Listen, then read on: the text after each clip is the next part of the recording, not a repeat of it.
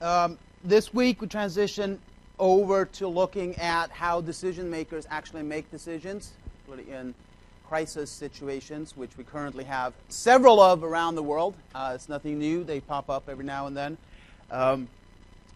I can only say that the Cuban Missile Crisis film that's assigned that you have to watch on your own, I will not go over that in detail in class, but suffice to say, the next exam, without watching that film, you will be pretty much lost.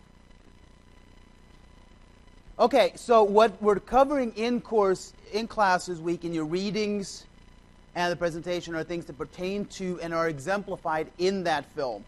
And although it deals with a crisis that happened over 50 years ago, it still exemplifies a whole host of issues that are prevalent in any crisis today in regards to how decisions are made, different levels of threat, different levels of imminency, whether or not decision makers take into account a lot of outside sources, or whether they're forced just to rely on their immediate advisors or perhaps their own instincts as well. It depends on what level of crisis we have. But the features that are represented in the film exemplify a whole range of different types of characteristics that occur in crises. And we've had numerous crises, of course, after that, although none have come as close as the Cuban Missile Crisis to literally costing us millions of lives and flinging us into a Third World War. But we constantly have crises where sometimes U.S. forces are sent in, as in Iraq and Afghanistan and Libya. Other times we impose draconian sanctions, like we've done on Iran, to try to squeeze their financial system and force their government into negotiating with the international community because they're pursuing nuclear weapons. And other times as the Russian invasion of southern Ukraine about a month ago in February 2014 and subsequent annexation of southern Ukraine has created a crisis not just for the United States but for the rest of the world in regards to countries violating international law. How should you address that? What are the options available? What can we do short of military incursion? And this is a crisis on many, many different levels, but it's not like someone is holding a gun to the United States' head. It's not like someone is about to invade Europe, but it's nonetheless a crisis of international rules, of international law and an international order when one country feels that it can go into another country, annex a part of its region, and say, look, I've done this, you can't do anything. A similar situation did occur and pertain again to leadership perceptions we'll touch upon in your readings, the Magstad piece and the short readings on the presidents in various crises. In 1990, when Saddam Hussein believed that he could annex part of Iraq, invaded Iraq, Iraq invaded Kuwait, pardon me, at the same time as the Berlin Wall was falling in Europe, and he perceived this to be a good opportunity to take over Kuwait and make it a 13th province of Iraq, because the rest of the world was distracted. That was his perception. He miscalculated, and within 3 months, we had a coalition of about 500,000 in 45 countries and repelled them out of Kuwait. It was the first time you actually see a live warfare on TV. I know most of you are too young to remember that, but you could actually sit and watch missiles flying into Baghdad on live TV, and that was the first time ever. But that was a similar situation to Russia and Crimea, where the international community immediately responded with military force for a whole host of reasons. So crises and leadership decisions and what goes into decisions really matter on a whole host of levels. And as a large country with a large military, with a large economy, what the U.S. does and what the president does in foreign policy has a tremendous impact. And oftentimes the American public, as well as the rest of the world, tends to underestimate how difficult it is to actually make decisions in what appears to be very easy situations. Oh, some countries violated law, punish them. Oh, Some country has gone in and threatened our allies, just bomb them. There's a lot more complexity and a lot more difficulties in making such decisions than first meets the eye. And I'll just give you one example of foreign policy decision problems before we go along and look at a few models here. We may only get a very, very, very small portion of our oil from the Middle East, Saudi Arabia, Kuwait, and Qatar, and so on. But the countries that we trade the most with, the countries that we actually have economic relations with and that we depend upon selling us stuff and exporting to them, they get the majority of their energy, the majority of their oil from the Middle East. So if the Middle East goes up in flames, our economy will tank. Not because we're unable to do without their oil, but because the people that we trade with, from computerized motor engines that goes into your vehicles that we import and put into cars and make to much more valuable stuff, to mundane everyday things that we import, all of that depends upon us being able to buy and sell with countries that get most of their energy from the Middle East currently. So there's a lot more complexity going into just what appears to be, a simple 30-second ad, cut off the Middle East, make us independent. That sounds good, but there are other repercussions that follow from that. So decision-making at the highest level is not always as easy as it may seem.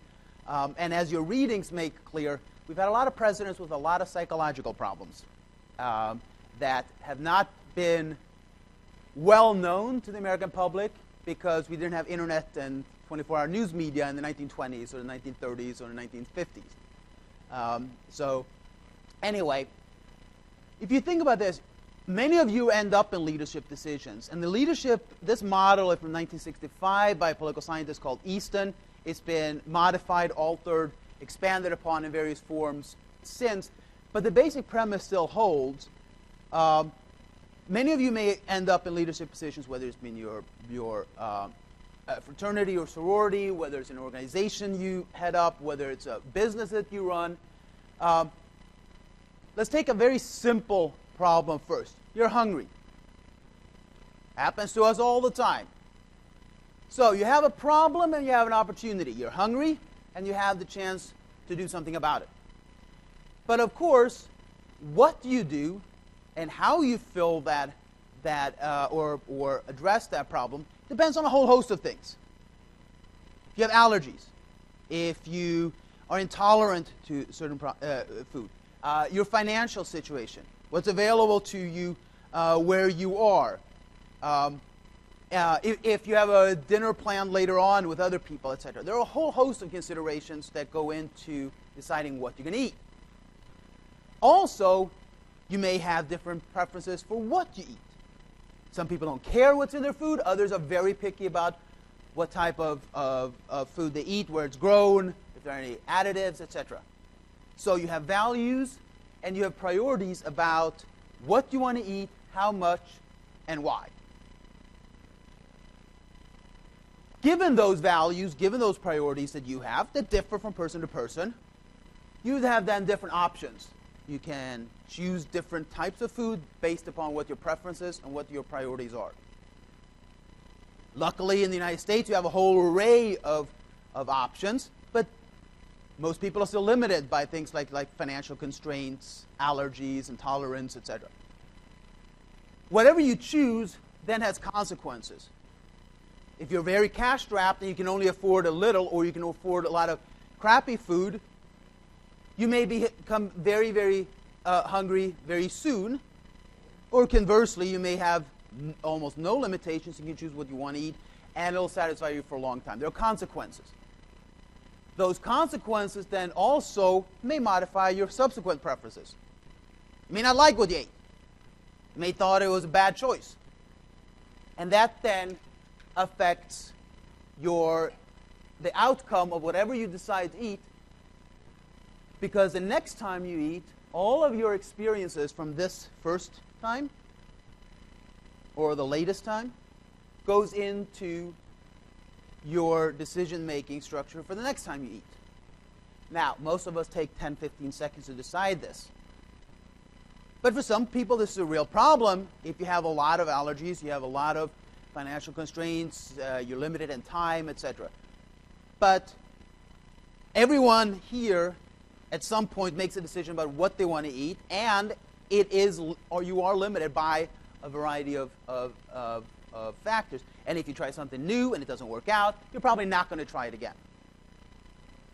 Now, instead of a simple thing like a meal, you factor in an attack on your country, or an intelligence report, or a calamitous climate event. And you have the same ingredients in the decision-making model, although the consequences may be much bigger. The constraints or opportunities may be very different. Some of them you may not even know. And you're not just making a decision for yourself, you're making a decision perhaps for 50 million, 100 million, 200 million people. And it's not just you. You may have to take into account a whole variety of other people, other actors, other interests, depending upon whether you're president and it's an imminent crisis, or whether you're a prime minister of a country where you have to deal with a bunch of coalition partners and you have to be a big group that makes a decision. So this basic model holds, but there's a whole host of different things that go into this. And we study this because there are certain things that political scientists, and particularly international relations scholars, know from incorporation of psychology and sociology, that humans make decisions. We like to talk about France doing this, or Britain doing this, or the United States doing that. But behind those titles are people, eating, breathing people with emotions, with baggage, with characteristics just like us that make decisions. And therefore, it does matter who actually makes these decisions. This notion that all the parties and all the people are all the same really doesn't match up if you actually look at decisions in critical moments in time in the United States. It really does matter who is in place. And sometimes you luck out with the people that are in place during particular crises. Most scholars that study presidential leadership say we were pretty darn lucky to have George Bush Sr. in place when the Cold War ended, with 25 years of diplomatic experience in the UN and State Department. He understood the complexity of a whole new world emerging. And if you had someone like Lyndon Johnson, Ronald Reagan, or Jimmy Carter at that time, it may not have been such a good transition. But so people have different strengths and different weaknesses, and it all affects their decisions. They come in with background, with different experiences, different beliefs. And you know, when we said before that we have different ideologies, you have a different idea of what government should do, what society should look like. So do leaders, just like us. And they affect how they conduct foreign policy. Because what a president sees, or a prime minister, but let's stick into the U.S. for a moment, what a president sees as an opportunity or a constraint in a crisis may not be the same as you or I see, or a foreign policy expert sitting at the Council on Foreign Relations. In other words, when you're faced with an imminent decision, your vision is guided by your beliefs, your past, your experience, and whom you choose to listen to. And that may omit, you may even disregard what others see as opportunities or limitations for you. So your view of the crisis may be different. And so there's really never a clear, objective situation that both the leaders and observers can agree on. As Skowronek, who's at Harvard now, I believe, one of the most preeminent scholars on American presidential leadership, wrote, when looking at Lyndon Johnson, and your texts go over briefly how he perceived his role when he became president and got mired into, drawn deeper into the Vietnam conflict. Skowronek writes about Lyndon Johnson, who he considered highly irrational, relying mostly on personal and interpersonal relations. He had to set the lenses through which information concerning the physical and social environment is received. It orients the individual to his environment, defining it for him, its salient characteristics. In addition to organizing perceptions into a meaningful guide for behavior, the belief system has the function of establishing goals and orders of preferences. Now, it does that for everyone. But in regards to Lyndon Johnson, it was very narrow, it was very focused, and he had a lot of psychological problems, questioning his own ability to lead to begin with. Now, when it comes to those limitations about preferences and belief systems, we'll get mention that more in detail briefly in a little while. But remember, ideology is not just something that we bring up here to show that people can look at the world differently. Ideology, again, is what people use to decide what's appropriate. The ideology of Ronald Reagan had a very different lens, created a very different way of looking at the world, or Condoleezza Rice or George W. Bush, than, say, Jimmy Carter or President Obama, it appears. And that really does affect what is it you see as an opportunity? What do you see as a constraint? What do you see as workable? So it's not just some theoretical abstraction. This is real life, real people making real decisions that affects hundreds of millions of people, in this case in the United States and around the world. So understanding, and if you really are interested in this and go on, there's a whole field of leadership studies and political psychology. Margaret Herman, Charles Herman, and others have fantastic data sets on this. It allows us to see and anticipate what type of decisions will a particular leader take. What will they do in reaction to a crisis? And how will they use their resources? So studying how people with a lot of power, with a lot of influence act is very, very important. If you think of multinational corporations, when they hire CEOs, these are the same criteria they go through. Because if your stock plummets, or investors lose confidence, or a major crisis happens in your company, you want to have a sense of what your CEO does and how they handle it. So decisions are made by people, but we nonetheless have different types of decision-making units we'll mention. But we'll stick with mostly presidents and global leaders as well. For today, pardon me. They're influenced by the same things that we come in with. Our past experience, our personal experience, our interpretation of history. What's in place when you come into the role of the White House? Well, let's see. You have a huge bureaucracy. A bureaucracy with a mind of its own. And believe it or not, we actually have more influence on the bureaucracy here than in many other leading countries where the implementation phase is actually more autonomous than it is in the United States.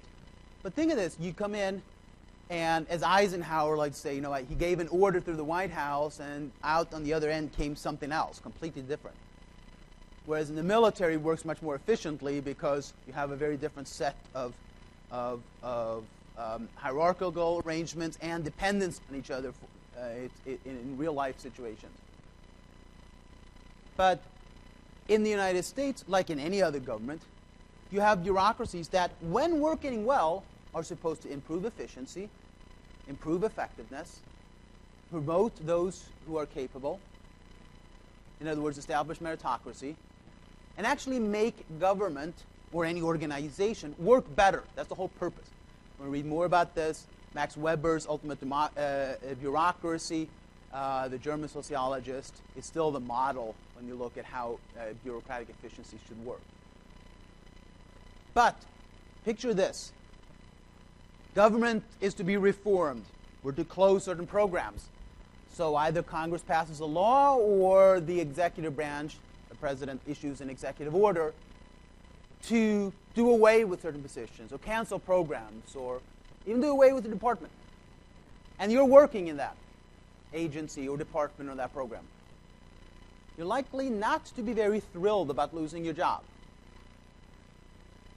And other agencies or other programs that are dependent upon this as well. So, very likely is that there will be bureaucratic resistance to that, administrative resistance to that, justifications for keeping the program open. So it may not always be as easy as just saying, let's abolish this, or let's streamline this. As the saying goes, where you sit is where you stand. You know, the saying that, people ask you, where do you stand on this issue? Well, if you're sitting in a position where you're paid to do a job that's about to be abolished, you're probably not standing on the issue of supporting this. So bureaucracies can be both obstacles and opportunities as well. You also have, of course, other decision-making entities around you. National Security Advisor in the United States, congressional leaderships, personal advisors. There's a whole host of other people as well. Some presidents, tend to have very large such circles. Others tend to have very, very small, closed circles where only a few people know what's going on. But all of those enable or constrain, in this case, the president and what they're able to do. And also, as I said before, it doesn't only pertain to what constraints are in place, but also the decision makers' perceptions of what is available and what's ultimately possible. So you have the individual decision makers' view of the world, and that really affects what they think is or is not possible. How they see the world, if they have a very negative outlook, if they are a real, as you'll see in 2 weeks, if they are what we call hawks or realists. In other words, based upon human nature, going back to our first few weeks, if you have a Hobbesian view of human nature, in other words, you're selfish, self-interested, survival is paramount, and you know that you yourself will do anything to survive, including steal and cheat. Thus, you presume that all other human beings are the same way. Thus, we set up a government to ensure to tamper or suppress those tendencies in humans. In realist foreign policy, that worldview creates a very different way of looking at crises or opportunities than a Lockean view of human nature. If you view human nature as social creatures, the desire to work together, that can be trusted to pursue certain goals jointly, that creates a different type of worldview. And it leads to different types of foreign policy decisions. So, also added to this, and if you study management consultancy and conflict resolution, you'll come into something called filters or cognitive dissonance. And it simply means that what I say may not be what you hear. And what you hear is far more important than what I say. And if I say, well, if you just back off a little, we'll reach an agreement, and you hear, oh, you want me to give up my value so you can get what you want, that's not going to lead anywhere. So filters is a way, we all do this. We all hear what we think we want to hear or what we know we want to hear when others communicate. We do this all the time.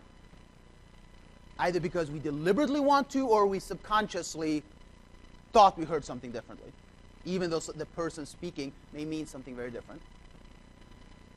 You also have something called cognitive dissonance, where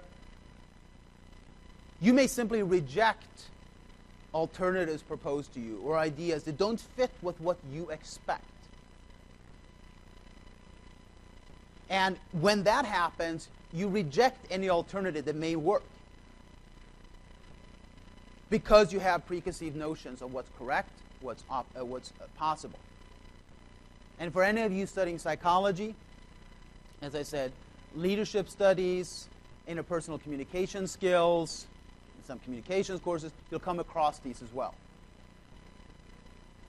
And they really affect how you're able to deal with people. It affects how you'll be able to negotiate with people. Remember, 99% of foreign policy, in other words, world leadership, is diplomacy. Non-kinetic or non-deadly use of force. 99% is diplomacy. And in diplomacy, you talk.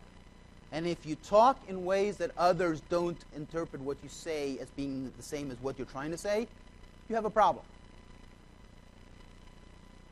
So these obstacles, filters, and cognitive dissonance also comes up in negotiation studies, and we have other courses here that I teach on that as well. So you may also then, because of these, your ideology, your perception of the world, you may also see others in ways that they don't see themselves. You may see other enemies or friends in ways that even third parties don't see them. Russia's leader, Putin, may perceive of himself in a very different way than many people in the US or Europe or Australia or Canada do.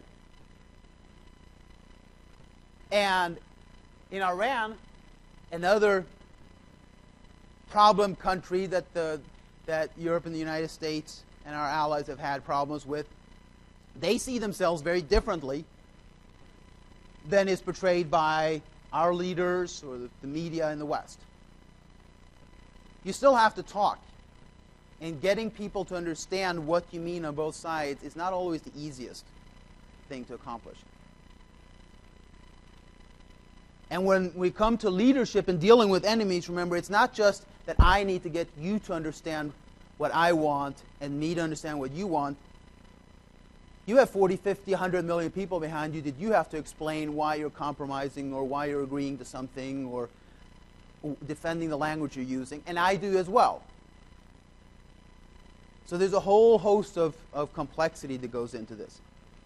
Even if we just narrow it down to, say, a fraternity or sorority, you take a decision on behalf of your group, you still have to explain to your members why you did it.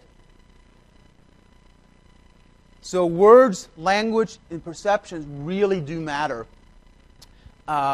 in leadership. It also, as I said, have to do with the previous decisions in place, the constraints in place, and the bureaucracy that we have in place, in this case for the U.S. president or for any other government. Countries are difficult to run, and particularly democracies. Now, if this is North Korea we're talking about, who cares? It's one person's will, and if you disagree, you'll get killed. Okay, it's not that difficult in theory to understand.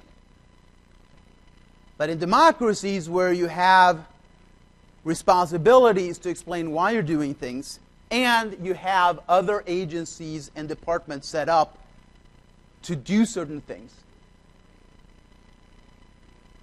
it becomes a whole different ballgame.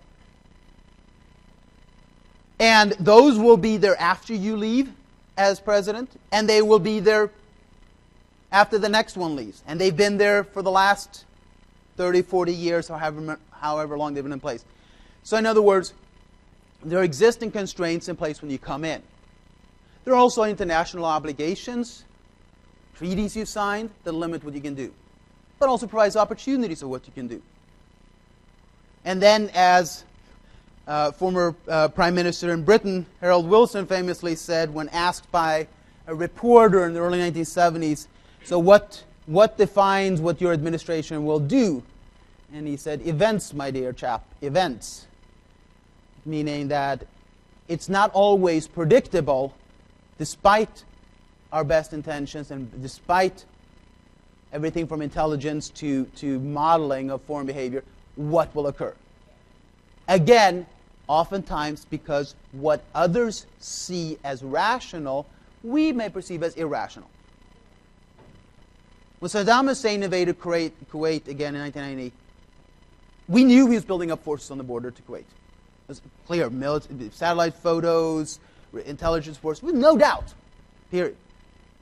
But it was so inconceivably irrational, so stupid, to think that he would get away with it,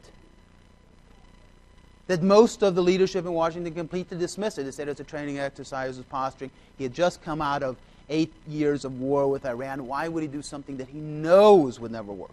Completely illogical. He did it anyway because in his worldview, this was perfectly rational. You're distracted elsewhere. You have more difficult things to deal with up when communism has fallen, the wall has fallen, etc. You have a recession going on. You have other problems. So it was two very different views of what was possible, what was rational, and what was logical. And they clashed. When Putin invaded Crimea, it may very well turn out, when we finally see documents to this effect, that he calculated that this is a very rational decision. I know there will be certain costs that I will have to pay, but they are far less than the gains I will have to have access to the Southern Military Fleet, to the Black Sea. This is a cost-benefit analysis for me. It's perfectly rational. I'll be a hero domestically. I'll be able to clamp down on any opposition. To me, this is completely logical. Then I'll saber rattle on the borders of Ukraine, and then I'll back off and I'll look like the good guy. Whereas for us, that goes against anything and everything that we know about international law and logical behavior. Yes, Matthew? Do you think he thought that probably because of Syria and the lack of action that occurred there? Whether Putin took into the account the events of Syria, experts are really divided on that, because Crimea and Ukraine has about a 500-year history of being part of Russia, being not part of Russia, being given back to Ukraine in 1954. Putin has said repeatedly, way before the Syrian conflict, way before any of the northern African uprisings in 93, 95, 97, that Ukraine is not a real country. Ukraine is part of Russia. The new Russian borders are not real. I mean, he's hinted at this many, many, many times. It's all former Russian land. Oh, yes. No. So I think this is a continuation of his worldview of what's possible. And he also knows that in 2008, when he went in and annexed parts of Georgia, the rest of the world said, whatever. But again, it's not that easy, because if you were to impose real economic sanctions to cut Russia off, three things would happen. Our biggest allies will go into depression in the short term in Europe. In the long term, we could find other energy sources, but in the short term, they go into depression because they trade 11 times more with Russia than we do in Europe. Secondly, they could, over time, reorient their sales to China, and that would be counterproductive for us, of oil and gas. And third, you're also dealing with a country that still has a huge amount of arms and missiles, and has shown before that they're not opposed to violating all international treaties that they have engaged in. And fourthly, I should not underestimate, we have a business community in the U.S. and Europe that really, really, really wants to be in Russia, because there's a lot of money to be made in natural resources, in minerals. I mean, the country is so rich on minerals and other natural resources, it's unbelievable. Sometimes scholars joke that God played a big joke on humanity because you placed the most natural resources in countries with the most conflicts: the Middle East, Sub-Saharan Africa, and Russia. Yes, sir. Do you think we can see a trend like this with Syria and then the Ukraine? Like, the weaker that we get with everything, you know what I mean? It may, but what? But if it was going to happen, it's more likely to happen now with the more we have to deal with our own issues?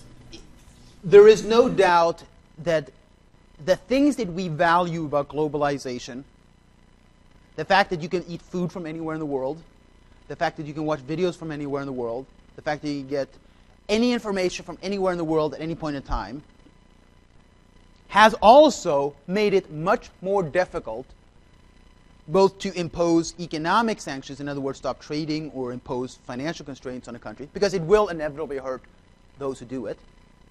We have 7,000 U.S. companies in Russia. and leave no doubt about it, were we to impose the stringent economic sanctions, those companies would be cut off, their assets freezed, their tools occupied, their people kicked out, and you would have huge financial backlash. Absolutely. And it's happened throughout history before with other countries. This is not an anomaly. Nationalization, in other words, a country taking over private assets, have happened all the time. And we have recognized that that is legitimate. The United States government has recognized, and the courts have recognized, the Supreme Court, that that is a legitimate process of nationalization if you are paid at market value. That's the big if. So countries have a legal right to nationalize private enterprise if they compensate at market value. There's an international law class if you're interested more in that. But, of course, Russia would not do that. They would just seize private enterprise as we have frozen bank accounts here. But what I'm trying to say is when decision makers have to make these decisions today, there are no instances where we can, without repercussions, impose penalty on another entity without some pain ourselves. There is none. Libya may have seemed to be a painless, for most Americans, endeavor when we provided air support and other military support for the French and German and others in removing Gaddafi. But even though Libya provides only 2% of the oil in the world, oil markets went up immediately. Any little disturbance affects oil prices, and we all fill up our gas tank. And oil does not stop at national borders. Oil is a global commodity. So there are always different levels of prices you have to pay. Some large, sometimes very, very small. Yeah, Matthew. A cause and effect, that's almost self-inflicted from speculation. That didn't actually come from... The United States does not actually get its oil from Libya. No, United States does not get its oil from Libya. But in a free market system, the difference between actual supply and demand, and that is empirically verifiable supply meeting demand, and speculation to make money in a capitalist society is very, very great. And nobody in the US or Europe will say you're not allowed to invest in oil companies. So trying to differentiate between the two is very, very difficult. So yes, sometimes the price may be lower to pay, sometimes the price will be much higher. But there is always a price today because of the benefits that we've seen with globalization for the average person. The reason why we can afford to buy this, the reason why everyone in this room can afford to have a cell phone is because of globalization. Without the trade links and the flows of producing where it's comparatively cheaper, different components, most of you would pay $800 to $1,000 for your phone. And that's not happening. So most people can afford to buy a phone. So because of the benefits that we get from economic interdependence and using the world as a marketplace rather than just our internal borders, there also are linkages that cause mutual pain on both sides when you inflict certain policies in certain penalties on other countries. But even so, when we try to look at how people look at the situation, when presidents look at crises, when leaders decide what to do and how to do it, their experience and their limitations, as we said, exist. But we use psychology, we use philosophy, we use history. Robert Jervis have written a lot on how policymakers interpret and misinterpret history. They invoke examples from past events to suit their current goals rather than what actually happened. And that can be dangerous, because when you make analogies to things that really didn't occur, every time we escalate abroad is not Vietnam. Every time you reach a diplomatic solution with another country is not giving away Czechoslovakia again. But if you constantly invoke things that have nothing to do with each other, you run the risk of making mistakes. And I'll leave you the readings to elaborate on that. But trying to understand what goes into decision makers' thinking, like when Roosevelt came up with this Lend-Lease program to Britain, when he knew Congress was unwilling to get involved in World War II prior to the Pearl Harbor bombing. I mean, think about this logically for a second. You're going to lend me ammunition and armaments and expect me to give it back? That's not really going to happen. But it was his way. It was a way of showing that he actually understood the gravity of the situation. He understood that if Britain were to fall, Western civilization as we knew it would be in serious jeopardy. And therefore, it was essential that we ensure that Britain did not get occupied, did not fall to the Nazis. But how do I get around a recalcitrant Congress?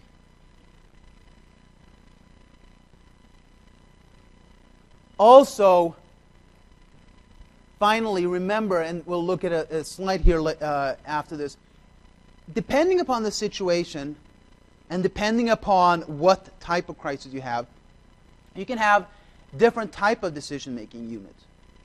Now, if we have a real imminent crisis, you have to have a quick response, and you have a lot of constitutional power, like in the President of the United States or the President of France.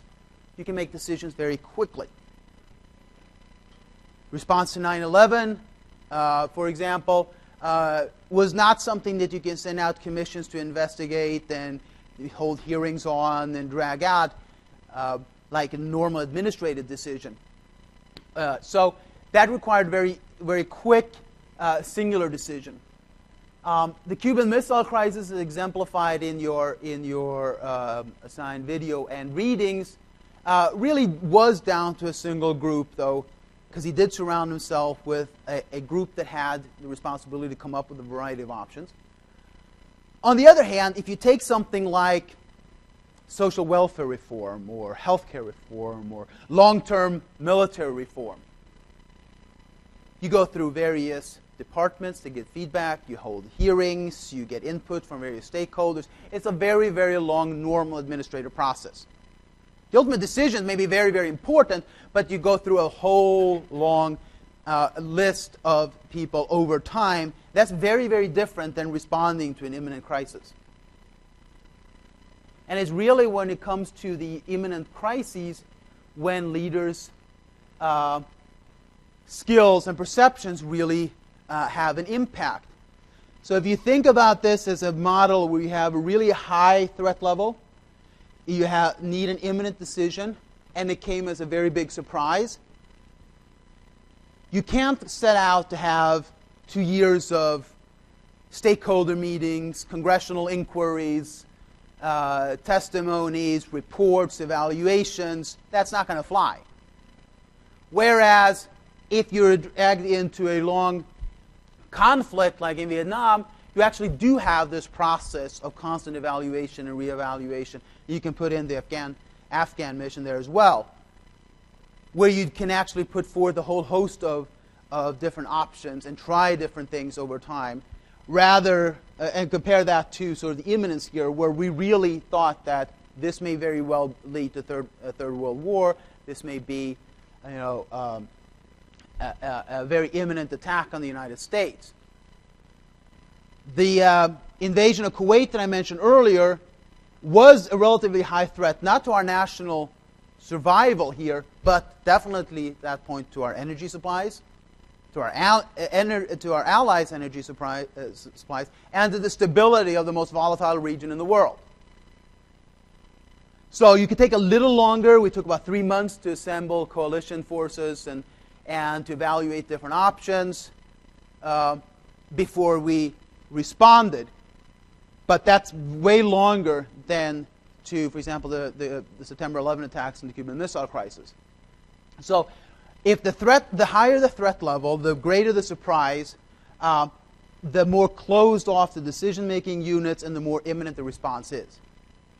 And this is really where leaders' characteristics matter.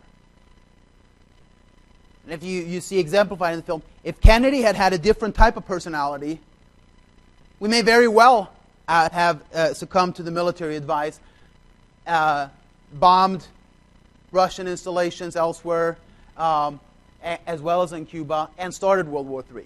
And there was ultimately, at one point, a price of about a third of the American population that we were willing to pay for that. It's a cost. War is a cost-benefit analysis. Sorry, whether you're counting beans or counting people, ultimately it becomes a cost-benefit analysis. That is not taken lightly, but ultimately that's what the purpose of a defense is, and a military establishment is, to ensure the survival of a country or countries in terms of allies. But those types of decisions really put leaders under pressure. And you see that exemplified very well whether you watch the 2000 movie or you watch the earlier production, the 1974 version.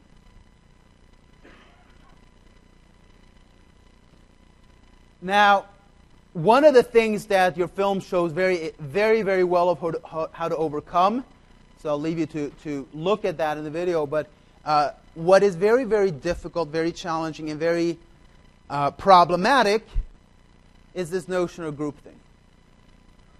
As college students, many times, one of the things you don't want to be perceived is as the outsider, the outcast, the abnormal one, the ludicrous one, the disliked one, the one who stands out.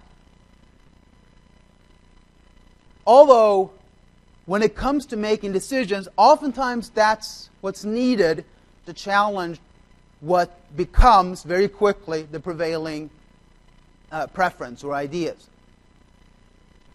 When you're faced with complex, difficult situations, it's safe if you rally with others to feel the same way. And if an idea takes hold very quickly, you feel safe in the sense that everyone else believes the same thing. That becomes very dangerous.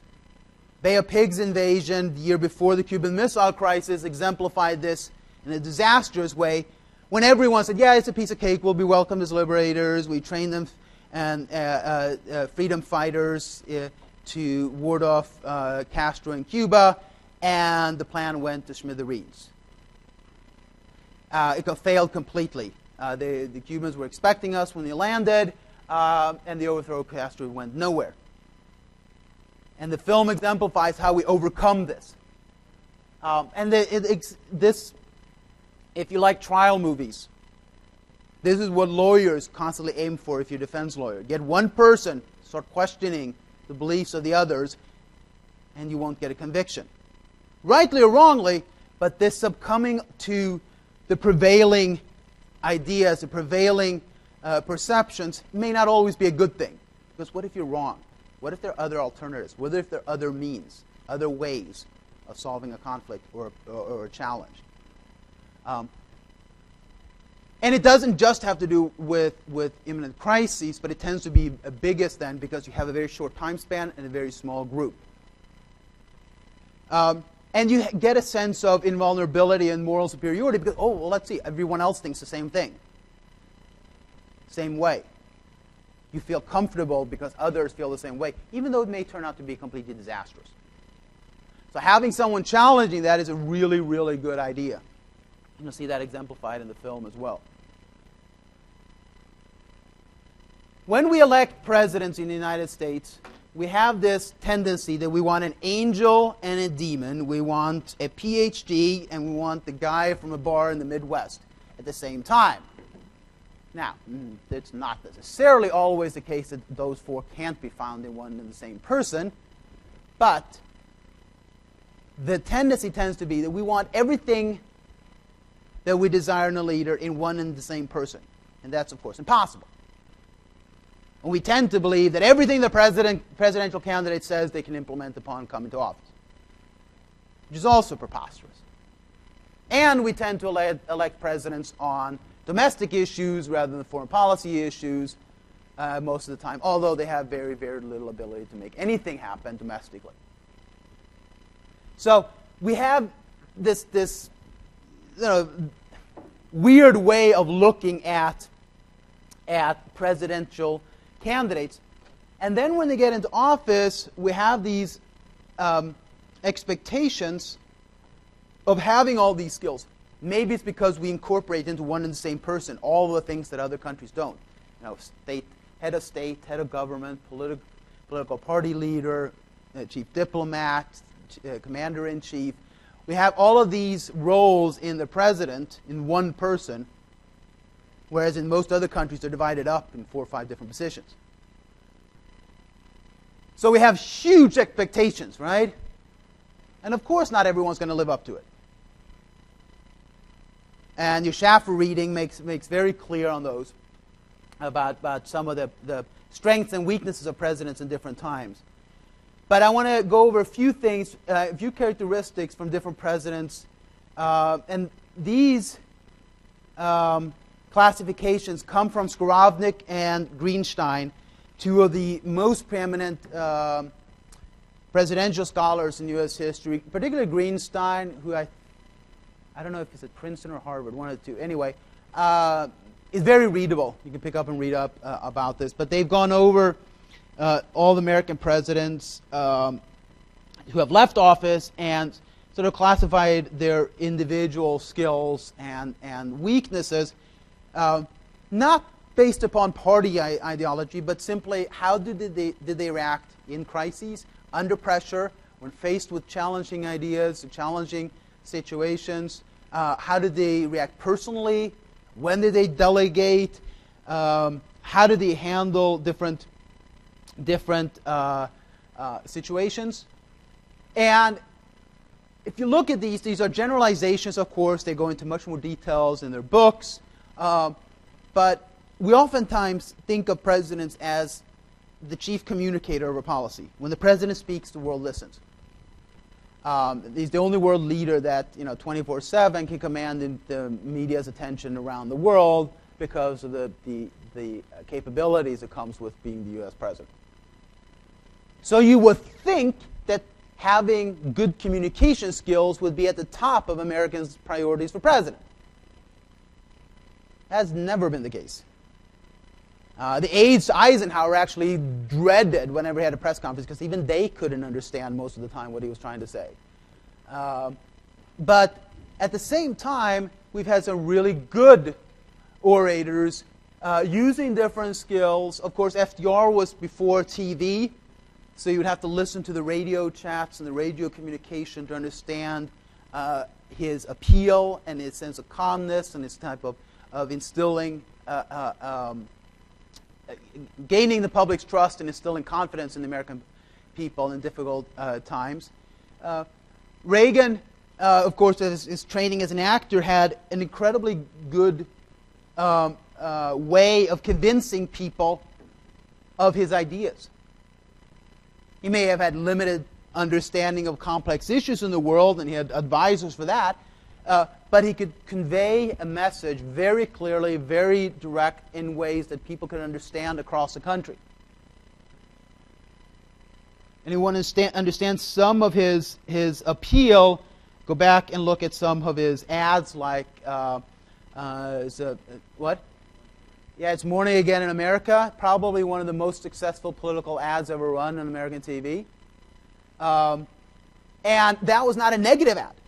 And one of the few positive ads that really resonated, as well as his speeches on communism and fighting good, bad, evil, fighting evil, was very, very convincing. Clinton had a more personal delivery style, but even in the South, he could convince people that he really understood their pain, that he really understood what they felt. Whether or not he did was a whole different story. He could convey very convincingly a message that, yeah, I do understand what you're going through. Trust me. And it's not that common as we tend to think. Most of our presidents have been very bad at public speaking. And it's not just that George W. admitted that, yes, I have problems with English at times.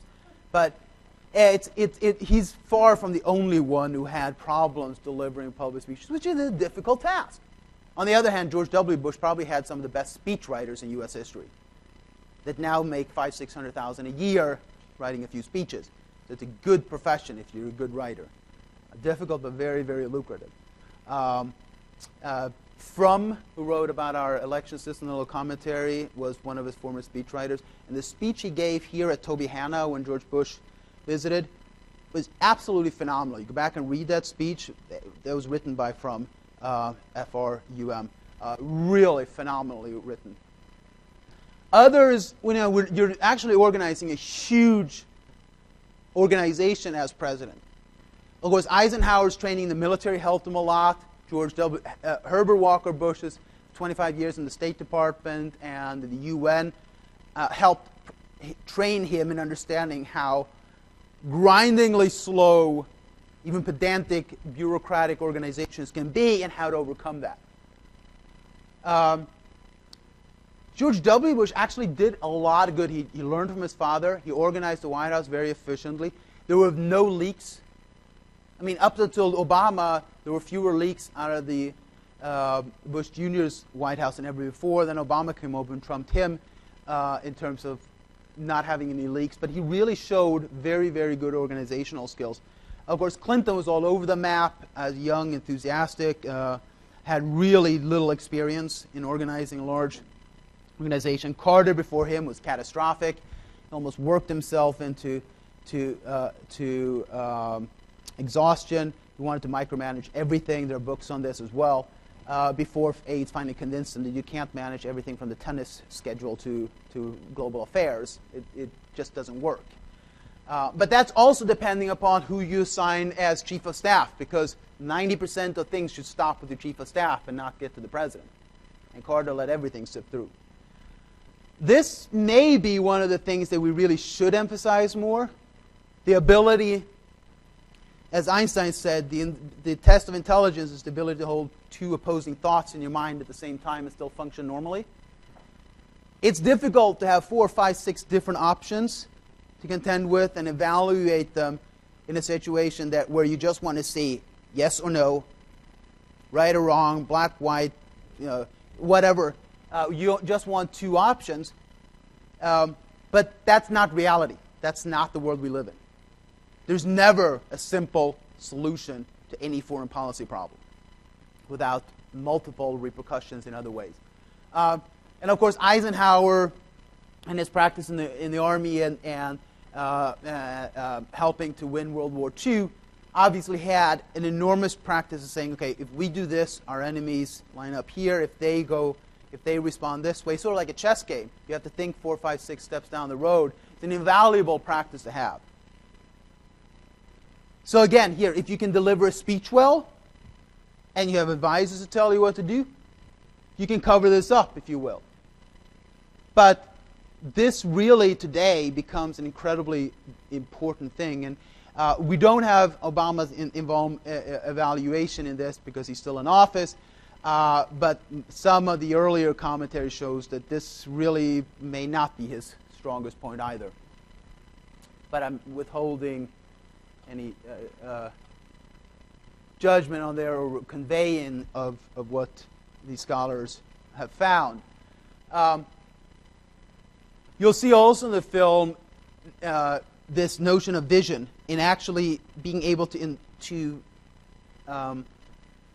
carry it out. When we landed on the moon, we did it from scratch, having no idea what we were doing. 9 years after Kennedy spoke about it, with less computer capabilities than most of you have in your pocket right now. And you know the average age of the command center in Houston was? What? Mid-20s. Yeah. So they grew up with a president who said, we're going to land on the moon, we're going to do something that no one else has ever done, and we're going to make it happen. And that is an inspiration and a vision. Nixon in foreign policy, your Schaffer piece touched upon this. Nixon had this goal, this absolutely astonishing goal of pitting my enemy's enemy towards me, and making my enemy's enemy a friend. We're talking about China here. China, of course, in the 70s was no friend of the Soviet Union. They may have had the same title of their main parties, but they have very different versions of what communism should be. And China was very much a ruthless totalitarian system, but with a very different type of view of what Lenin and Marx was. But Kissinger Henry Kissinger, President Nixon's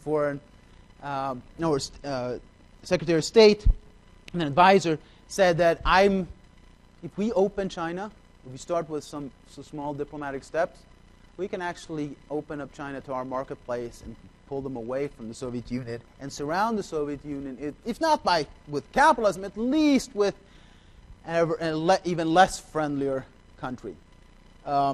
And this, of course, was supposed to be his legacy. Open up China for American business.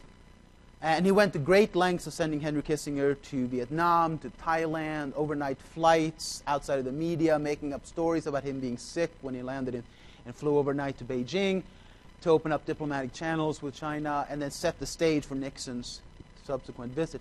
And of course, Nixon was a Republican. And he thought he could do this because he knew no Democrat could. Because if a Democrat had opened ties with China in the early 70s, in the midst of the Vietnam War, after the Red Scare and the spread of communism to Czechoslovakia in 1968, they would have been portrayed as traitors. And in fact, if you look at U.S. polling history, up until last year, every single poll on U.S. foreign policy has the American people believing Republicans are better on defense and security than Democrats. So that's why Nixon believed that he could do that as a Republican, because as a Republican he could be trusted to do this. So he could instill that he could use that trust, and that was supposed to be his legacy, of course, the break-in and the Watergate scandal and his destruction of evidence forced him to resign, so that became his legacy instead. Being able to actually get things done in Congress, through Congress that you have to work with. Johnson and Nixon on foreign policy, of course, but Johnson, as his leader, being leader in the Senate, was very good at this. You know, 6'4" former football player, he used his physical stature as well as his experience to both entice and intimidate others into his positions. Yes, Matthew? Physically intimidate people? Yes, he literally intimidated people. He's a big guy. He was a big guy with emotional problems, but that didn't show in the Senate, because in the Senate you can convince one person after another. When you're sitting in the White House, you have to sort of span the gamut, and you have to make sure that you get a large variety of nameless, faceless bureaucrats to work for you. You can't go down and speak to every member of Congress yourself. So it worked very differently once he became president. But Clinton, most unanimously, I think most scholars would agree, the first couple of years when he came into office, he had real difficult time understanding how to work with Congress. He had a lot of young, enthusiastic staffers and advisors, many of whom came back to the Obama administration later on with a lot more experience to them, but back then they were young with little experience, and he had real difficulties understanding this, and 2 years after he came to office, the Republicans swept Congress, Newt Gingrich's New Deal with America. That was sort of the response to what seemed to be a completely unstructured Clinton administration. But that also helped Clinton understand the process better, because he actually, after that, Gingrich and Clinton actually did work together on things like welfare reform. So that actually did help strengthen Clinton's ability to work with Congress as well. If you think about this, of course, Eisenhower, again, in the military, you have to practice to set aside your emotions. Sort of like a doctor, when you see a lot of bloodshed, you have to not get emotionally attached to your patients. But if you think after 9/11 and the subsequent invasion and the problems we had, George W. Bush showed very, very little emotion. He could have been torn apart inside, but he didn't show it publicly. And the question then becomes, does the American people want a leader who cries on TV because people have been killed, or a leader that shows determination and optimism and resilience? George Herbert Walker Bush, of course, you can imagine sitting in the UN and the State Department. It's like playing poker. You don't show your cards. You practice that over time. But George W. was, he showed he had much of the same skills as well.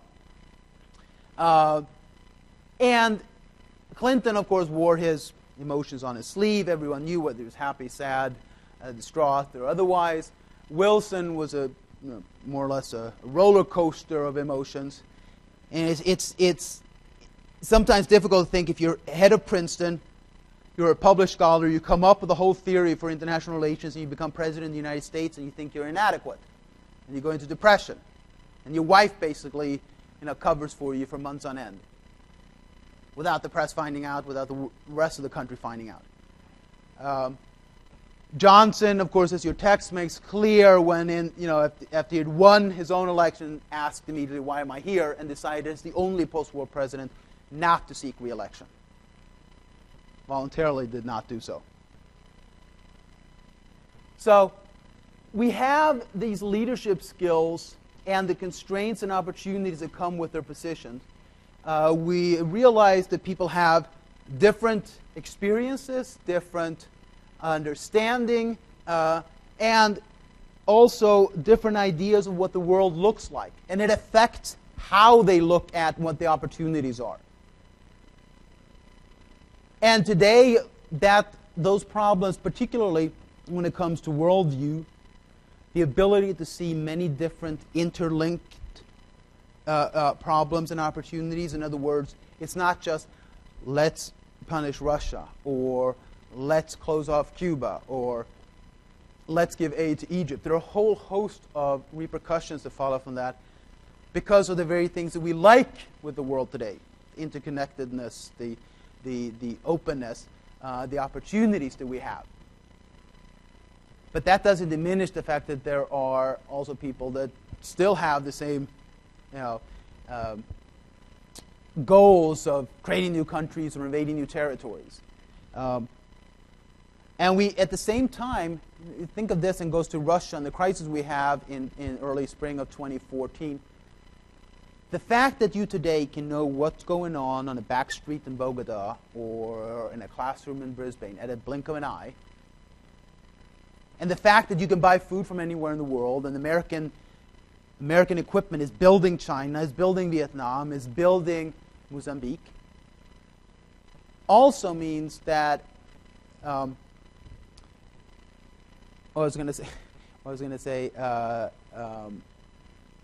completely blanked out, unfortunately. But the fact that you have those opportunities